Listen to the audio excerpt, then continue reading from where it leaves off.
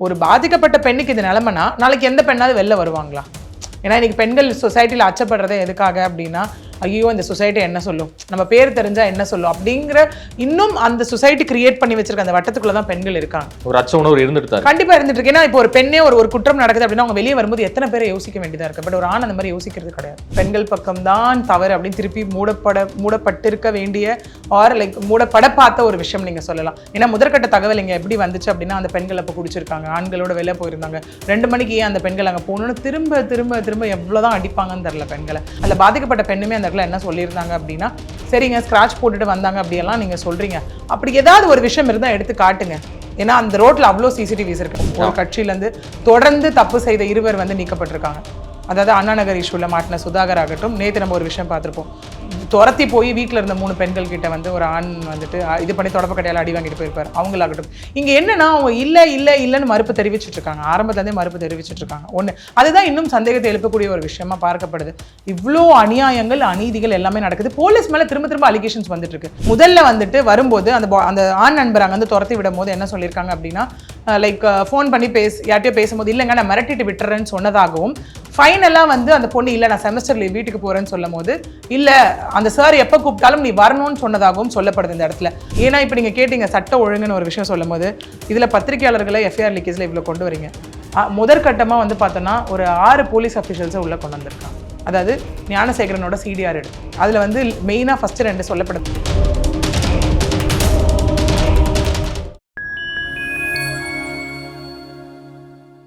Fine time voice நேயர்களுக்கு வணக்கம். நான் உங்கள் குஹன். நம்ம சிறப்பு நிகழ்ச்சியில் நம்மோடு இணைந்திருக்கிறார் மதிப்பிற்குரிய சென்னை உயர்நீதிமன்ற வழக்கறிஞர் பிரியதர்ஷினி அவர்கள். வணக்கம். வணக்கம் சார். எப்படி இருக்கீங்க? நல்லா இருக்கேன். நீங்க எப்படி இருக்கீங்க? நலமா இருக்கு. அண்ணா பல்கலைக்கழக விவகாரத்தில் வந்து சிறப்பு புலனாய்வு குழு வந்து விசாரிச்சுட்டு வராங்க. ஸ்பெஷல் இன்வெஸ்டிகேஷன் டீம் வந்து விசாரிச்சுட்டு வராங்க. இது தொடர்பாக இந்த விசாரணைகள் வந்து முக்கியமான செய்தி நிறுவனங்களில் பணியாற்றக்கூடிய செய்தியாளர்களையும் அழைத்து விசாரணை வந்து கூப்பிட்டுருக்காங்க. அதுல 13 பேருக்கு வந்து சம்மன் அனுப்பியிருக்காங்க. எதற்காக இந்த சம்மன் அனுப்பப்பட்டது, என்ன வரும் சார்? நம்ம அதுதான் ஸ்டார்டிங்லேருந்து நிறைய கேள்விகளுக்கு உட்பட்டு பெரிய விஷயமா இதில் ரொம்ப எதிர்ப்புகள் வந்த விஷயம் வந்து எஃப்ஐஆர் லீக்கேஜ்னு சொல்லப்பட்டது. இதில் அதுவும் ஒரு கட்டத்துக்கு அப்புறம் பார்த்தீங்கன்னா ஸ்டேட்லேருந்து சென்ட்ரல் பக்கம் அது ஒரு பக்கம் திருப்பி விடப்பட்டது. அதுக்கு ரீசன் என்ன அப்படின்னா, ஓகே இங்கே லீக் ஆயிருந்தாலும் அந்த போர்ட்டலை வந்து கிரியேட் பண்ணது யாரு, அதாவது ஒரு ஹப், அதாவது இந்தியாவில் இருக்க எல்லா ஒரு எஃப்ஐஆரும் சேர்த்து ஒரு போர்ட்டலில் பதிவேற்றம் செய்யப்படும். அதுதான் CCTNS, crime and criminal tracking network system. அது மூலியமா தேசிய தகவல் மையம் அவங்க தான் அதுக்கு இன்சார்ஜ் எடுத்து அதை பண்ணுவாங்க. அதில் ஒரு கான்ட்ரடிக்டரி பாயிண்ட் சார் என்னன்னா, எஃப்ஐஆர் லீக்கேஜ் ஆனதுக்கும் ஒரு பேசிக் சிஸ்டம் ஆஃப் போர்ட்டலுக்கும் ஒன்று இருக்கு. அதில் என்ன சொல்லப்படுது அப்படின்னா, 3 கைண்ட் ஆஃப் நேச்சர் உள்ள வந்துட்டு எஃப்ஐஆர்ஸ் ஆட்டோ பிளாக்கேஜ் செய்யப்படும்னு சொல்றாங்க. அதாவது சென்சிட்டிவ் கண்டென்ட் அப்படிங்கிற ஒரு விஷயம், பெண்களுக்கு எதிரான குற்றங்கள், குழந்தைக்கு எதிரான குற்றங்கள், அதுக்கப்புறம் தீவிரவாத செயலுக்கு எதிரான குற்றங்கள் எல்லாமே ஆட்டோ பிளாக்கேஜ் செய்யப்படும். விச் மீன்ஸ் அந்த போர்ட்டல் எப்படி வடிவமைக்கப்பட்டிருக்கு அப்படின்னா, காமன் பீப்புள் யார் வேணா அந்த எஃப்ஐஆர் நம்பரை போட்டோ இல்லை அக்யூஸ்டு பேரை போட்டோ டவுன்லோட் பண்ணி பார்க்க முடியும். பட் ஆனால் இந்த 3 சென்சிட்டிவ் கண்டென்ட்டை டவுன்லோட் பண்ண முடியாது. ஒன்லி சம்பந்தப்பட்ட இன்வெஸ்டிகேஷன் ஆஃபீஸரோ இல்லை ஹையர் அஃபிஷியலோ மட்டும்தான் இதை பார்க்க முடியும். அப்படி வடிவமைக்கப்பட்ட போர்ட்டல்ல எப்படி இந்த எஃப்ஐஆர் லீக்கேஜ் நடந்தது அப்படிங்கிறது முதல் கேள்வி இங்க. ஸோ 2வது கேள்வி என்ன அப்படின்னா, நீங்க மைக்ரேஷன் ப்ராசஸ்ன்னு சொல்றீங்க, அதாவது ஃப்ரம் ஐபிசி டு பிஎன்எஸ் அப்படிங்கிற ஒரு கேள்வி. அதையும் தாண்டி இப்போ எப்படின்னா, எங்க இவ்வளோ நாட்கள் ஆயாச்சு லா நமக்கு மாற்றி, அப்பெல்லாம் லீக் ஆகாத எஃப்ஐஆர் இப்போ ஏன் லீக் ஆகணும் அப்படிங்கிற ஒரு கேள்வியும் இந்த இடத்துல வருது. 3வது என்னாச்சு அப்படின்னா, முதல்ல ஒரு 14 பேர் மேலே வந்து கொண்டு வரப்பட்டது ஆக்சுவலி எஃப்ஐஆர் லீக்கேஜ் அப்படிங்கிற ஒரு விஷயம். அது தொடர்பாக ஹைகோர்ட்லேயும் வந்துட்டு ஒரு public interest 2 public interest litigation file பண்ணப்பட்டது. அதாவது எஃப்ஐஆர் லீக்கேஜின் மீது நடவடிக்கை எடுக்க வேண்டும் அப்படின்னு. அப்போ ஹைகோர்ட் என்ன சொல்லியிருந்தாங்க அப்படின்னா, revealing the identity of victim அது வந்து ரொம்ப மிகப்பெரிய தவறான செயல். ஏன்னா அந்த எஃப்ஐஆர்ல பார்த்தீங்கன்னா எல்லாமே நமக்கு இருந்திருக்கும். ஆக்சுவலி அந்த பெண்ணினுடைய பேர், ஐடென்டிட்டி, ஃபோன் நம்பர், அவங்க ஃப்ரெண்ட்ஸு, ஃபேமிலி எல்லாமே இருந்திருக்கும். ஸோ அது எப்படி பார்க்கப்பட்டதுன்னா, ஒரு பாதிக்கப்பட்ட பெண்ணுக்கு இது நிலைமைனா நாளைக்கு எந்த பெண்ணாவது வெளில வருவாங்களா? ஏன்னா இன்னைக்கு பெண்கள் சொசைட்டியில் அச்சப்படுறதே எதுக்காக அப்படின்னா, ஐயோ இந்த சொசைட்டி என்ன சொல்லும், நம்ம பேர் தெரிஞ்சா என்ன சொல்லும் அப்படிங்கிற இன்னும் அந்த சொசைட்டி கிரியேட் பண்ணி வச்சிருக்க அந்த வட்டத்துக்குள்ள தான் பெண்கள் இருக்காங்க. ஒரு அச்ச உணர்வு இருந்துட்டு கண்டிப்பா இருந்துட்டு இருக்கு. ஏன்னா இப்போ ஒரு பெண்ணே ஒரு குற்றம் நடக்குது அப்படின்னா அவங்க வெளியே வரும்போது எத்தனை பேரை யோசிக்க வேண்டியதா இருக்கு. பட் ஒரு ஆண் அந்த மாதிரி யோசிக்கிறது கிடையாது. இந்த சொசைட்டி சரி பண்ண விஷயம், ஆண் என்ன வேணா பண்ணலாம், பெண்ணு ஒண்ணுமே பண்ணக்கூடாது. பெண்ணு பக்கம் நியாயம் இருந்தாலும் அந்த பெண்ணை திரும்ப திரும்ப சாடி நம்ம என்ன பண்ணிட்டு இருக்கோம், விக்டிம் பிளேமிங் அண்ட் ஷேமிங் பண்ணிட்டு இருக்கோம். ஸோ எஃப்ஐஆரும் அந்த விதத்துல தான் இங்க இருந்ததாக சொல்லி 14 பேர் ஃபர்ஸ்ட் வந்துட்டு ஒரு விஷயம் கொண்டு வரப்பட்டாங்க அந்த இடத்துல. இவங்க மேல கண்டிப்பா பனிஷ்மெண்ட் வேணும். ஏன்னா விக்டிம் ஐடென்டிட்டி ரிவீல் பண்றதுக்கு 2 வருஷம் வரைக்கும் பனிஷ்மெண்ட் இருக்கு. அதாவது பிஎன்எஸ்ல 72, 73 அந்த செக்ஷன்லாம் நம்ம கொண்டு வரலாம் உள்ள. ஒண்ணு. ரெண்டாவது அதுக்கப்புறம் என்ன பண்ணாங்க இந்த இடத்துல அப்படின்னா, அபிராமிபுரம் ஸ்டேஷன் ரைட்டர் மருதுபாண்டி அவரை உள்ள கொண்டு வந்தாங்க. அதாவது எஃப்ஐஆர் லீக்கேஜ் அப்படிங்கிறதுனால. ஏன்னா அந்த ஸ்டேஷனோட ரைட்டர் அவர் தான். ஸோ நமக்கு என்னதான் ஆர்டிஃபிஷியல் இன்டெலிஜென்ஸ் வந்தாலும் அதை ஆப்ரேட் பண்றதுக்கு கண்டிப்பா ஒரு ஹியூமன் பீயிங் வேணும் இல்லையா? ஸோ அப்படி அவர் கண்ட்ரோல்ல இருந்து அவர் தான் பதிவேற்றம் செய்யப்பட்டார். அப்புறம் அந்த ஸ்டேஷன் இன்ஸ்பெக்டர் கிட்ட எல்லாம் என்கொயரி செய்யப்பட்டது. இது ஒரு பக்கம் இருக்கட்டும். இதை தாண்டி ரொம்ப பரபரப்பா இப்போ பார்க்கப்படுற விஷயம் என்ன அப்படின்னா, முதற்கட்டமா பத்திரிகையாளர்கள் மன்றத்திலிருந்து ஒரு 3 பத்திரிகையாளர்கள் சார்பில் வந்து ஒரு கேஸ் வந்து ஃபைல் பண்ணப்பட்டுச்சு. அதாவது அட்வொகேட் சூரிய பிரகாசம் அவர் தான் வந்து ஆஜரானாரு. எங்க பெஞ்சில் அப்படின்னா ஜஸ்டிஸ் SM சுப்பிரமணியம் அவர்கள் முன்னாடியும் ஜஸ்டிஸ் ஜோதிராமன் அவர்கள் முன்னாடியும் அவங்க வந்து ஒரு கேஸ் கொண்டு வராங்க. என்ன கொண்டு வராங்க அப்படின்னா, SIT வந்து தனது வரம்பை மீறி நடந்து கொள்கிறது. ஏன்னா இவங்க 3 பேரையும் என்கொயரிக்கு கூப்பிட்டு அவங்களோட ஃபோனை வந்து கன்ஃபிஸ்கேட் பண்ணிட்டாங்க, அதாவது வாங்கி வச்சுக்கிட்டாங்க அப்படிங்கிற ஒரு விஷயம் முன்வைக்கப்படுது. சரி, இந்த 3 பேர் தான் கூப்பிடப்பட்டாங்களா அப்படின்னு பார்த்தா கிடையாது. மொத்தம் 13 பேருக்கு அங்கே சம்மன் அனுப்பப்பட்டது. முதற்கட்டமா இந்த 3 பேரும் அந்த இடத்துல என்கொயரிக்கு போறாங்க. சரி, போகும்போது இங்க என்ன ஒரு பெரிய ஒரு டிபேட்டபிள் கொஸ்டினா என்ன ரைஸ் ஆகுது அப்படின்னா, எஃப்ஐஆர் வெளியே வந்தாச்சு, அதை எல்லார் ஃபோனுக்கும் டக்குன்னு ஸ்ப்ரெட் ஆயாச்சு. முதல்ல அதை யாரு பதிவிறக்கம் பண்ணா, அதுல இருந்து முதல்ல அது யாரு வெளியே விட்டீங்க, அவங்க மேல எல்லாம் ஆக்ஷன் எடுக்கணும், ஏன் இவங்க மேல எடுக்கிறீங்க அப்படிங்கிறது. இது அண்ணாமலையும் வன்மையோட இதுல வந்து கண்டனம் தெரிவிச்சிருந்தார். இர்ரெஸ்பெக்ட் ஆஃப் பொலிட்டிக்கல் நம்ம விட்டுறலாம், அவர் வச்சு ஒரு விஷயத்தை இந்த இடத்துல பார்க்கலாம். அவர் என்ன சொல்லியிருந்தார் இந்த இடத்துல அப்படின்னா, கூடிய சீக்கிரம் யார் அந்த சார் அப்படின்னு சொல்லலைன்னா நானே வெளியிடுவேன் அப்படின்னு. அவருக்கு எப்படி அந்த ஆதாரம் கிடைச்சது? அவர் அதையும் சொல்றாரு அந்த இடத்துல. என்னன்னா, ஒரு வருஷமா கால் டீடைல் ரெக்கார்டிங் நான் எடுத்து வச்சிருக்கேன். அதாவது 23, 24ஆம் தேதி ஞானசேகரன் யார் யார்கிட்ட எல்லாம் பேசினான்ற ரெக்கார்ட் நான் எடுத்து வச்சிருக்கேன். எனக்கு அது தெரியும் அது இல்லீகல் அப்படின்னு. ஏன்னா சார் இப்போ வந்து எப்படின்னா, இது ரெண்டு விதமா நம்ம பார்க்கலாம். ஒரு ஃபோன் கான்வர்சேஷனையோ இல்ல ஒரு மெசேஜையோ இல்ல ஒரு கால் ரெக்கார்டிங்கோ கண்டிப்பா யாரும் கால் ரெக்கார்டே பண்ணக்கூடாது, which is an offense, illegal one. But ஆனா இப்போ நம்ம ஒரு குடும்பத்துக்குள்ள சண்டை வருது, ஏதோ ஒரு சண்டை வருது, இல்ல இந்த பர்சன் எனக்கு கொலை பண்ணிடுவாங்கன்னு எனக்கு ஒரு விஷயம் இருக்கு, என்ன மிரட்டுறாங்க அப்படின்னா அந்த டைம்ல அதை எவிடன்ஸா யூஸ் பண்ணிக்கலாம். பட் ஒருத்தவங்களை அழிக்கணும், அவங்களுக்கு ஏதாவது கிரிமினல் ஆக்ட் பண்ணணும்னு பண்ணா அது இல்லீகல். அதே தான் எங்க அண்ணாமலை என்ன சொல்றாரு அப்படின்னா, அவரே அக்செப்ட் பண்ணிக்கிறாரு முன்னாடி வந்து, இது இல்லீகல் எனக்கு நல்லாவே தெரியும், இது லீகல் கிடையாது, பட் எனக்கு வேற வழி தெரியல, இதெல்லாம் டவுன்லோட் நான் எடுத்து வச்சிருக்கேன் சிடிஆரை, இல்லைனா வெளியிடப்படும் அப்படின்னு சொல்லி ஒன்று சொல்றாரு. ரெண்டாவது எஃப்ஐஆர் லீக்கேஜ் பத்தி அவர் ஒரு விஷயம் சொல்றாரு. இந்த பத்திரிகையாளர் விஷயம்க்கு ஆதரவா ஒரு விஷயம் அவர் அந்த இடத்துல சொல்லியிருந்தார். சரிங்க, எஃப்ஐஆர் எனக்கும் தான் வந்துச்சு, பிகாஸ் ஆஃப் சர்க்குலேட் ஆகி எல்லாருக்கும் தான் போச்சு, அதை படிச்சதுனாலதான் என்னால பொதுவெளியில வந்து நின்று பேச முடிஞ்சது, இதெல்லாம் எஃப்ஐஆர்ல போட்டிருக்கு அப்படின்னு சொல்லி பார்த்தவங்கள நீங்க ஏன் வந்து இது பண்றீங்க? இன்னொன்னு, பத்திரிகையாளர்களோட வேலையவே இங்க என்ன அப்படின்னா, இருக்கிறத மக்கள் கிட்ட இருக்கிற மாதிரி கொண்டு போய் சேர்க்கறது, உண்மையில கொண்டு போய் சேர்க்கறது. அதுக்கான ஒரு விஷயம் தான் இங்க அவங்க போன்ல இருந்து அவங்க இந்த விஷயத்தை வந்து எடுத்துட்டு போனாங்க. முதல்ல பார்க்க வேண்டிய குற்றவாளிகள் யாருன்னா, அதை யாரு டவுன்லோட் செஞ்சா, ஓகே, எப்படி அது போர்ட்டல்ல லீக் ஆச்சு, இதை ஃபர்ஸ்ட் கான்சன்ட்ரேட் பண்ணுங்க அப்படிங்கிற ஒரு விஷயம் அங்கே பார்க்கப்பட்டது. இல்லை இன்னொன்று என்ன அப்படின்னா, அந்த 13ல ஆல்ரெடி ஒரு 3 பேர் இதன் சார்பாக அவங்க ஹைகோர்ட்ல போகும்போது ஹைகோர்ட்ல வந்து என்ன சொன்னாங்க அப்படின்னா, பெஞ்சில் வந்து இல்லை இது தொடர்பாக ஆல்ரெடி சுப்ரீம் கோர்ட்ல இருக்கு, நீங்க எது வந்தாலும் சுப்ரீம் கோர்ட்ல பார்த்துக்கோங்கன்னு சொன்னாங்க. திரும்ப அதுக்கு ஒரு விளக்கங்களா அதுக்கு ஒரு ஆர்குமெண்டா என்ன வைக்கப்பட்டுச்சாங்க அப்படின்னா, ஆமாங்க சுப்ரீம் கோர்ட்ல ஆல்ரெடி பெண்டிங்ல இருக்கு, பட் என்ன விஷயம் பெண்டிங்ல இருக்கு அப்படின்னா, ஒன்லி திரு அருண் கமிஷனர் அவர்கள் மீது சாற்றப்பட்ட குற்றங்கள், அதாவது ஹைகோர்ட்ல என்ன சொன்னாங்கன்னா, தேவைப்பட்டால் இவர் மீது நடவடிக்கை எடுக்கலாம் தமிழக அரசுன்னு ஒன்று சொல்லியிருந்தாங்க. அது எதுக்காக அப்படின்னா, அவர் கன்க்ளூசிவா ஒரு விஷயத்தை அங்கே சொல்லியிருப்பார், வேற யாரும் சம்பந்தப்படல, இவங்க ஒருத்தவங்க தான் அப்படின்னு சொல்லி அவர் அதில் சொல்லியிருப்பார். அதன் மீது மட்டும்தான் இடைக்கால தடை விதிக்கப்பட்டிருக்கு சுப்ரீம் கோர்ட்ல. மற்றது அந்த 25 லட்ச ரூபா கொடுத்ததை எக்ஸிக்யூட் பண்ணணும், எஃப்ஐஆர் வந்து யாரோ அவங்க மேல ஆக்ஷன் எடுக்கணும்ன்றது ஹைகோர்ட் என்ன சொல்லுச்சோ அதே தான் சுப்ரீம் கோர்ட் உறுதிப்படுத்தியிருக்கு. இப்போ நாங்க வந்திருக்கிறது இந்த நேச்சருக்காக அப்படின்னு சொல்லி சொல்லும் போது ஹைகோர்ட் என்ன சொல்றாங்க அப்படின்னா, பிகாஸ் ஸ்பெஷல் இன்வெஸ்டிகேஷன் டீம் ஹைகோர்ட்டால ஃபார்ம் பண்ணப்பட்டது. 3 பெண் IPS அதிகாரிகள், ஆவடி, அண்ணா நகர், சேலம், ஐமன் ஜமால், பிருந்தா அண்ட் தென் ஸ்னேகா பிரியா, இவங்க 3 பேரும் அதுல இருக்காங்க. அவங்க தான் ஞானசேகரனை எக்மோர்ல தனி செல்ல வச்சு விசாரிச்சது, அந்த என்கொயரி எல்லாமே அங்கதான் எக்மோர்ல தான் இப்போ போயிட்டு இருக்கு. அப்ப என்ன சொன்னாங்க ஹைகோர்ட்னா, SIT ஹைகோர்ட்டால் ஃபார்ம் பண்ணப்பட்டதினால் சர்டன் ரூல்ஸ் அண்ட் ரெகுலேஷன்ஸ் கொடுத்துருப்பாங்க, இதன்படி தான் இன்வெஸ்டிகேட் பண்ணணும் அப்படின்னு சொல்லி. அதன்படி தான் SIT இன்வெஸ்டிகேட் பண்ணணும். அதனை மீறினால் பாதிக்கப்பட்ட நபர்கள் யாராக இருந்தாலும் தாராளமாக சுப்ரீம் கோர்ட்டை அணுகி தீர்வு கண்டு கொள்ளலாம் அப்படிங்கிறது ஹைகோர்ட் இதுல சொன்னது. ஸோ இதெல்லாம் தாண்டி இப்போ என்ன சொல்லப்படுதுங்க அப்படின்னா, இதையும் சரி இந்த மாதிரி ஹைகோர்ட் போயிட்டு வந்தாச்சு, இன்னும் 4 பேரோட ஃபோன் வந்துட்டு அவங்க வாங்கி வச்சுக்க பார்த்தாங்க அப்படிங்கிற ஒரு அலிகேஷனும் இந்த இடத்துல வந்துட்டு இருக்கு. அதன் விளைவா நாளைக்கு போராட்டம்னு ஒன்று அறிவிச்சிருக்காங்க. ஒன்று. ரெண்டாவது என்ன அப்படின்னா, எஃப்ஐஆர் லீக்கேஜை தாண்டி நிறைய பர்சனல் குவெஷன்ஸும் இங்க கேட்டதாகவும் ஒரு தகவல் இந்த இடத்துல இருக்கு. எதற்காக ஒரு தனிப்பட்ட நபர்களுடைய தகவல் வந்து இவ்வளவு தூரம் இது பண்ணணும்னு நினைக்கிறாங்க எஸ்ஐடியில்?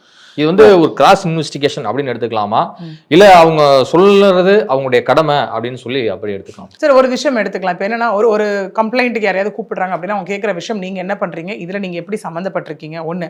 மூணாவது, நீங்க யாரு, நீங்க என்ன பண்றீங்க, உங்க ஃபேமிலி என்ன அப்படிங்கிற ஒரு விஷயம் தான் கேட்பாங்க. ஆனா இதுல ஒரு எக்ஸ்டென்சிவா போய் வேற மாதிரி நம்ம வந்து இதுல படிச்சோம். ஆக்சுவலி வரும்போது என்னன்னா, பேப்பர்ஸ்ல என்ன வந்திருக்குன்னா, நீ எவ்வளோ இதை வச்சு சம்பாதிச்ச, எஃப்ஐஆர் லீக்கேஜ் பண்ணி நீ சர்க்குலேட் பண்ணி நீ எவ்வளோ சம்பாதிச்ச அப்படிங்கிற மாதிரி கொஸ்டின்ஸ் எல்லாம் இருந்ததுன்னு. பட் அது இருந்ததுன்னா அதை டோட்டலி கைண்ட் ஆஃப் irrelevantன்னு கூட சொல்லலாம். நீங்க யாரு, நீங்க என்ன பண்றீங்க, உங்க ஃபேமிலி என்ன அப்படிங்கறது நம்ம எடுத்துட்டு போலாமே தவிர்த்து, ஒரு வேளை அவங்க தான் எஃப்ஐஆர் லீக் பண்ணாங்க, இவங்க அவங்கன்னு நான் சொல்ல, ஜென்ரலா இதை சொல்றேன், லீகல் பெர்ஸ்பெக்டிவ்ல இவங்க தான் எஃப்ஐஆர் லீக் பண்ணப்பட்டாங்க அப்படிங்கிற பட்சத்துல தெரிஞ்சதுன்னா அப்ப எக்ஸ்டென்சிவ் கொஸ்டின்ஸ்லாம் உள்ள வரலாம். நீ இதை யாருக்கு இது பண்ண, யாருக்கு சர்க்குலேட் பண்ண, இதன் மூலியமா உனக்கு எவ்வளவு பணம் வந்தது, இதுல நீ ஏதாவது சொத்து சேர்த்திருக்கியா, நகை சேர்த்திருக்கியான்றது செகண்ட் கட்டமா இந்த இடத்துல பார்க்கலாம். பட் பிரிலிமினரியில ஒரு என்கொயரிக்கு இது வந்து ஒரு டூ மச் ஆஃப் கொஸ்டின்ஸ் தான் இது இந்த இடத்துல. அதே சமயம் சென்னை ஈசிஆரில் நடந்த அந்த ஒரு மோசமான சம்பவம் அப்படிங்கிறது தமிழ்நாட்டையே ஒரு உழுக்கும் விதமாக தான் இருந்துச்சு. என்னங்க, ஒரு அன்டைம்ல வந்து ஒரு பெண்கள் கார்ல போகும்போது ஒரு காரை நிறுத்தி இவ்வளவு தூரம் மிரட்டியிருக்காங்க, என்னங்க நடக்குது, சட்டம் ஒழுங்கு என்ன மாதிரி நிலையில இருக்கு அப்படிங்கிற கேள்வியெல்லாம் வந்து பயங்கரமா எழ ஆரம்பிச்சது. உங்கள் பார்வையில் இந்த வழக்கினுடைய கரண்ட் அப்டேட்? கரண்ட் அப்டேட் அப்படின்னு பார்த்தோம்னா இதுலயும் திரும்ப நான் சொல்ற ஒரு விஷயம் தான், பெண்கள் பக்கம் தான் தவறு அப்படின்னு திருப்பி மூடப்பட்டிருக்க வேண்டிய ஆர் லைக் மூடப்பட பார்த்த ஒரு விஷயம் நீங்க சொல்லலாம். ஏன்னா முதற்கட்ட தகவல் இங்க எப்படி வந்துச்சு அப்படின்னா, அந்த பெண்கள் அப்போ குடிச்சிருக்காங்க, ஆண்களோட வெளில போயிருந்தாங்க, 2 மணிக்கு ஏன் அந்த பெண்கள் அங்கே போகணும்னு திரும்ப திரும்ப திரும்ப எவ்வளவுதான் அடிப்பாங்கன்னு தெரியல பெண்களை. அதை தாண்டி ஒருத்தர் கூட அந்த இடத்துல இருந்து அந்த ஆண் ஏன் அப்படின்ற கேள்வி இந்த இடத்துல நம்ம எழுப்பின மாதிரி தெரியல. ஒன்று, முதற்கட்ட தகவல் இங்கே என்ன வந்துச்சு அப்படின்னா, காரை வந்து ஒரா சீட்டு போய் நிறுத்தாமல் போனதால சாரி கேட்காதனால அந்த மாதிரி வந்தேன் அப்படின்னு ஒரு விஷயம் இருந்தது. நம்ம அதுக்கும் ஒரு கொஸ்டின் இந்த இடத்துல எனக்குள்ள எழுந்துச்சு. என்னன்னா, சரி நிஜமாவே அவங்க காரை தட்டிட்டு போயிருக்கட்டும், எல்லாமே ஓகே தான், இல்லை நம்ம ஓகே அந்த ஸ்டோரி படி மறுக்காம இருக்கலாம். பட் அவங்க என்ன பண்ணியிருக்கணும், அவ்வளோ நியாயமா இருந்திருந்தா இம்மீடியட்டாக 100 கால் பண்ணியிருக்கணும். இந்த மாதிரி ஒரு கார் எங்களை தட்டிட்டு போயிடுச்சு, இந்த மாதிரி அதிவேகத்தில் அவங்க வராங்க, பெண்கள் ஆண்கள் காருக்குள்ள இருக்காங்கன்னு பண்ணியிருக்கணும். இல்லையா, நியர்பை டிராஃபிக் போலீஸ் ஸ்டேஷன் போய் கம்ப்ளைண்ட் ரெஜிஸ்டர் பண்ணியிருக்கணும். இது ஏன் அந்த ஆண்கள் பண்ணல? இதுதானே கதைகளா சொல்லப்பட்டுச்சு, ஏன் அந்த ஆண்கள் பண்ணல? இதுதானே அவங்க லீகலா பண்ணிருக்கணும். அதை விட்டுட்டு நமக்கே தெரியும், அந்த வீடியோல பார்த்தா எவ்வளோ ஃபோர்ஸ்ஃபுல்லா முன்னாடி வந்து நின்று அவங்க என்ன விஷயங்கள் பண்ணியிருப்பாங்கன்னு தெரியும். அது ஒன்று. ரெண்டாவது என்ன அப்படின்னு பார்த்தோம்னா, அதுக்கப்புறம் இது ஒரு விதமா ஆக்கப்பட்டு அதுக்கப்புறம் பாதிக்கப்பட்ட பெண்களே வெளியே வந்து அவங்க அந்த ப்ரெஸ்ல வந்துட்டு சில ஆடியோஸ் கொடுக்கும்போது எல்லாமே சொல்லும் போது அதில் பாதிக்கப்பட்ட பெண்ணுமே அந்த இடத்துல என்ன சொல்லியிருந்தாங்க அப்படின்னா, சரிங்க ஸ்க்ராட்ச் போட்டுட்டு வந்தாங்க அப்படியெல்லாம் நீங்க சொல்றீங்க, அப்படி ஏதாவது ஒரு விஷயம் இருந்தால் எடுத்து காட்டுங்க. ஏன்னா அந்த ரோட்ல அவ்வளோ சிசிடிவிஸ் இருக்கு, நமக்கே தெரியும் எவ்வளோ ஹேப்பனிங்கான ஸ்ட்ரீட் அதுன்னு சொல்லி. ஐ மீன் ஃபுல் ரோடுமே சென்னை டு பாண்டிச்சேரி கனெக்ட் பண்ணுற வச்சு போலீஸ் எவ்வளோ பேர் அங்கே இருப்பாங்கன்னு நமக்கு தெரியும். அங்கங்கே செக் போஸ்ட் இருக்கும், பிகாஸ் ஆஃப் பாண்டியை கனெக்ட் பண்ணுற ஒரு விஷயம்னால லிக்கர் ஏதாவது அதனால நிறைய அந்த இடத்துல இருக்கும். ஸோ அப்படி ஏதாவது ஸ்க்ராச்சஸ் இருந்தால் சிசிடிவியில் எடுத்து காட்டுங்க, தாராளமான அந்த பெண்கள் கேட்டிருக்காங்க. ஒன்று. ரெண்டாவது, இதுலேருந்து நான் பெண்களுக்கெல்லாம் அறிவுறுத்துற விஷயம் என்னவா இருக்குது அப்படின்னா, இந்த பெண்கள் பாதிக்கப்பட்டேன்னு வாயால் சொல்லியிருந்தால் இவ்வளோ எஃபெக்ட் இருந்திருக்குமான்னு எனக்கு தெரியல. அந்த ஒரு வீடியோ தான் இவ்வளோ தூரம் பேச வச்சுது. அதுவும் மீடியாவில் வந்து பெரிய ப்ரொஜெக்ஷன் வந்ததுக்கப்புறம் தான் இவ்வளோ தூரம் பேச வச்சுது. அந்த பெண்கள் இந்த கேஸ்லையும் வந்து எஃப்ஐஆர் வந்து எப்படி லீக் ஆகுது, தொடர்ந்து எஃப்ஐஆர் லீக் ஆகுறது அப்படிங்கிறது ஒரு பொது சமூகத்தில் என்ன மாதிரியான ஒரு விஷயங்களா வந்து காவல்துறை மீது பார்க்கலாம்? அது இப்போ எப்படி சொல்றது, அது வந்து அஜாக்கிரதை அப்படின்னு கண்டிப்பா இந்த இடத்துல சொல்ல முடியாது. ஏன்னா அது எப்படிங்க ஒரு வேலையில ஒருத்தவங்க அஜாக்கிரதையா இருக்க முடியும்? இப்போ ஒரு ஆஃபீஸ்லேயே நம்ம இருக்கோம், இல்லை this happen because of my negligence, அஜாக்கிரதைன்னு சொன்னாலும் விட்டுருவாங்களா? இம்மீடியட்டா வேலையை விட்டு தானே தூக்க செய்வாங்க அந்த இடத்துல. ஸோ இது எப்படி பார்க்கப்படுது, என்ன மாதிரி கண்ணோட்டத்தில் அவங்க எடுத்துட்டு போறாங்க, இது ஏன் இவ்வளோ விஷயங்கள் பண்றாங்க? ஏன்னா ஆல்ரெடி இப்பதான் அடிபட்டு ஒரு போலீஸ் வந்து இந்த விஷயம் இருக்கு, அதனால தான் போலீஸ் கிட்ட சிபிசிஐடி கேட்டு இப்போ எஸ்ஐ கிட்ட மாற்றப்பட்டிருக்கு இந்த விஷயம். அதுவும் ஸ்டில் கண்டனம் வளர்த்துக்கிட்டே இருக்கு அதுல. பட் அதே விஷயம் திரும்ப இங்க நடக்குதுன்னா அது எப்படி எடுத்துக்கிறது இந்த இடத்துல? அது லத்தாஜிக்குன்னு ஒரு வாரத்துல கண்டிப்பா முடிச்சிடவே முடியாது. அது இந்த வழக்கு தொடர்பாக காவல்துறை ஒரு விளக்கம் கொடுத்துருக்கு, அந்த விளக்கம் வந்து ஏற்புடைய நினைக்கிறீங்களா? காவல்துறை என்னன்னா, பெருசா காவல்துறை கொடுத்த விஷயத்துல தான் அந்த கொடி பெருசா பேசப்பட்டது, கட்சி கொடி முன்னாடி இருந்தது. ஏன்னா இப்ப கட்சி கொடி வந்து பாத்தீங்கன்னா கட்சியில இருக்கவங்களும் வச்சுக்கிறாங்க, எல்லாமே வச்சுக்கிறாங்க, இல்லைன்றவங்க யாரை பார்த்தாலும் இப்ப வந்துருது. மேபி அது ரெண்டு, நம்ம காமன் சென்ஸ்ல யோசிப்போமே, ரெண்டு விஷயத்துக்காக அது வந்து யூஸ் பண்ணப்படும். ஒண்ணு வந்து என்ன அப்படின்னா, ஒரு கட்சி கொடி போட்டுட்டேன் அப்படின்னா நான் தான் ராஜா, நான் தான் ராணி, என்னை யாரும் தொட முடியாது, எதுவுமே பண்ண முடியாது, ரோட்ல போகும்போது போலீஸ் நிறுத்தக்கூடாது, எதுவுமே பண்ணக்கூடாது, என்னை யாரும் கேள்வி கேட்கக்கூடாதுன்ற ஒரு பர்பஸ்க்காக மென்டாலிட்டி வைஸ் கட்சியில இல்லாதவங்களாகட்டும், இல்ல கட்சியில இப்பதான் போலான்னு நினைக்கிறவங்கள கால் எடுத்து வைக்கிற சின்ன சின்ன பசங்க முதற்கொண்டு எல்லாரும் பண்ற ஒரு விஷயம்.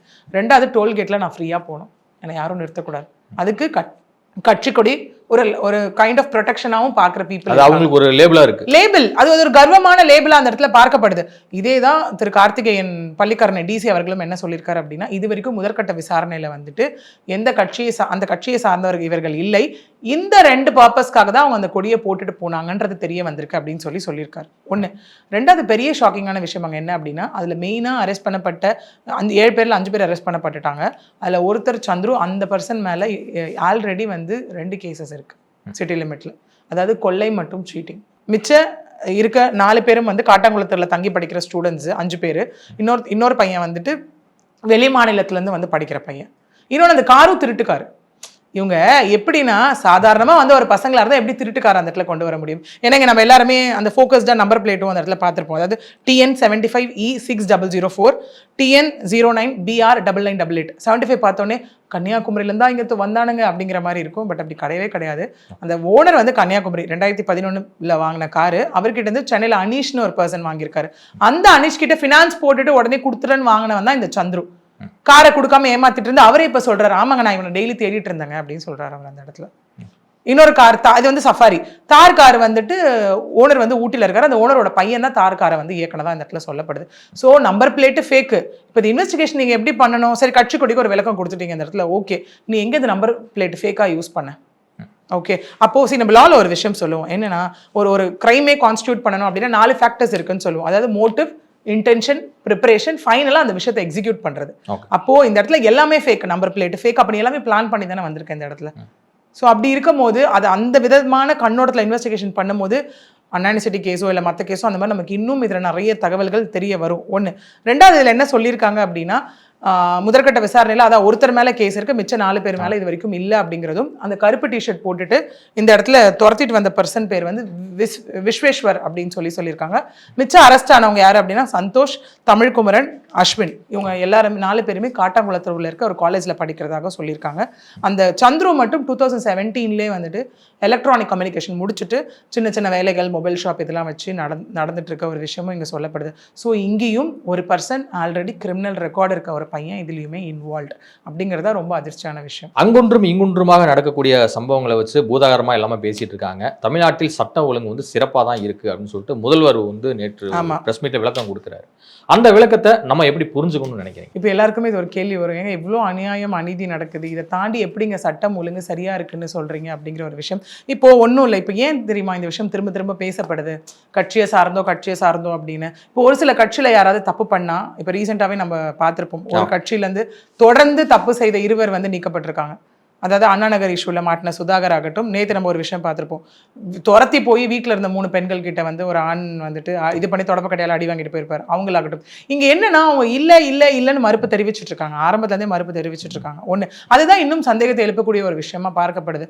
இவ்வளோ அநியாயங்கள் அநீதிகள் எல்லாமே நடக்குது, போலீஸ் மேலே திரும்ப திரும்ப அலிகேஷன்ஸ் வந்துட்டு இருக்கு. நேற்று பிரஸ்லையும் இந்த டிசி அவர்கிட்ட கேட்கப்பட்ட கேள்வி என்னன்னா, போலீஸ் வந்து அந்த பெண்களிடம் நீ அத்தனை மணிக்கு அங்கே போன அப்படிங்கிற ஒரு விஷயமும் போலீஸ் தான் முதற்கட்டமா இதுல ஒரே விஷயம் பார்க்கப்படுது.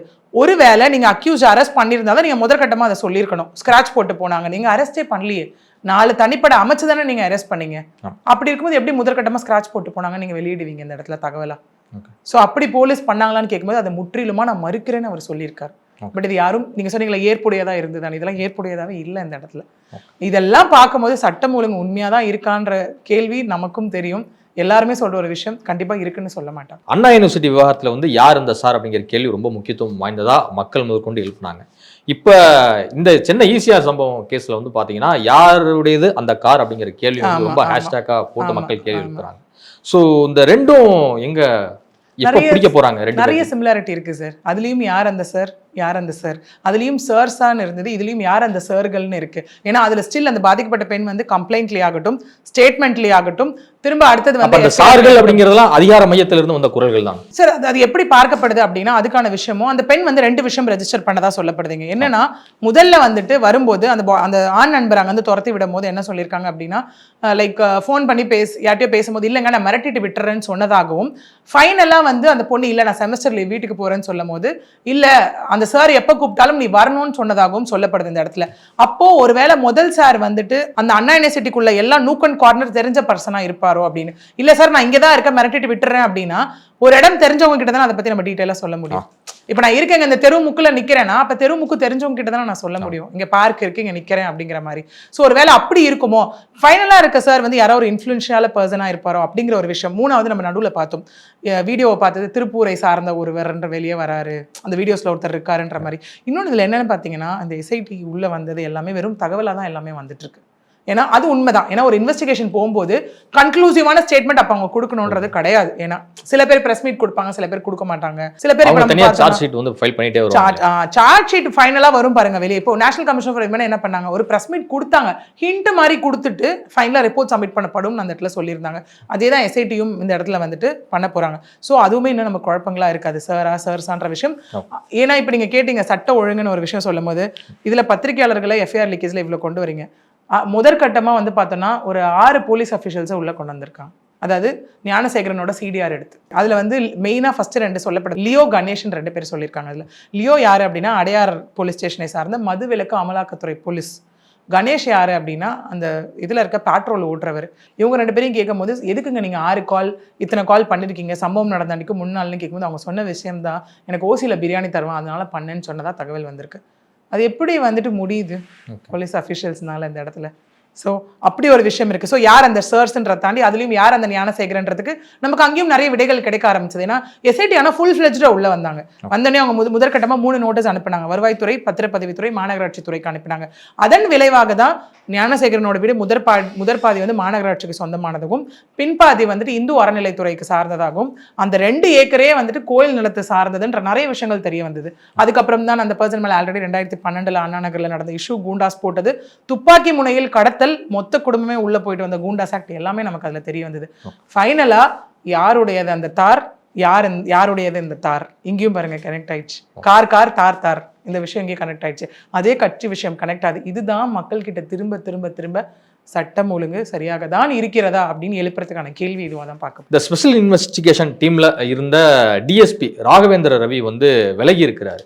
அவருக்கு என்ன அழுத்தம் இல்ல உண்மையாவே இல்ல நான் பார்க்கல ரொம்ப ஓவர் ப்ரெஷரா இருக்கு அப்படின்னு சொல்லிட்டு வெளியிருக்கிறார். என்னக்கா இப்போதைக்கு வந்த விஷயம் அதுவாக தான் பார்க்கப்படுது. அவர் என்ன சொல்லியிருக்காருன்னா எனக்கு ஓவர் ப்ரெஷராக இருக்குது எஸ்ஐடி கிட்ட இருந்து, அதனால நான் விலகிறேன், அந்த ரெசிக்னேஷன் லெட்டரையும் நான் டிஜிபி கிட்ட இந்த இடத்துல கொடுக்குறேன்னு சொல்லி அவர் சொல்லியிருக்காரு. டிஜிபியும் இதில் முதல்ல இருந்து ஒரு விஷயங்கள் வந்துட்டே இருக்கு. ஏன்னா நடுவில் அவருமே ஒரு கண்டன அறிக்கை தெரிவிச்சிருந்தார். என்னன்னா யூகங்களின் அடிப்படையில் யாரும் வதந்திகளை பரப்பாதீர்கள் அப்படின்னு அவரும் ஒரு அறிக்கை கொடுத்திருந்தார். எஸ்ஐடி இன்வெஸ்டிகேஷன் போறப்போ ஒன்று கொடுத்திருந்தாரு. இப்போ ஃபைனலாக பத்திரிகையாளர்கள் இதுலையும் அது பார்க்கப்படுது. அவர்கிட்டயும் முதல்ல கொண்டு போய் ஒரு பெட்டிஷன் கொடுக்கும் போது இல்லை இது கோர்ட் தான் டிசைட் பண்ணணும், பர்சனல் கொஸ்டின் எல்லாம் தவிர்த்துருங்க அப்படின்னு திரும்ப எஸ்ஐடி கிட்ட கொடுக்கும் போதும் அந்த விஷயம் பார்க்கப்படுது. ஸோ இது எல்லாமே இப்போ நமக்கு எப்படி இருக்குன்னா ப்ரிலிமினரி இதில் தான் இருக்கு. இது நடக்குதுங்க ஏன் நடக்குது அப்படி எல்லாமே அடுத்தடுத்த கட்ட இன்வெஸ்டிகேஷன்ஸ் பிளஸ் ரிப்போர்ட் இப்போ இருக்கிறது எல்லாமே இன்ஃபர்மேஷன். ஆனால் இதுதான் கொஸ்டின் ரைஸ் பண்ணப்படுது. எப்போ இதெல்லாம் ஆன்சர் கிடைக்கும்னா கன்ஃபர்மேஷனாக ஒரு விஷயம் வரும்போது தான் மேபி அதுக்கான விடையும் நம்ம எதிர்பார்த்துட்டு தான் இருக்கணும். இங்கே இதுவரை உங்கள் பல்வேறு கருத்து நன்றி மேம். நன்றி.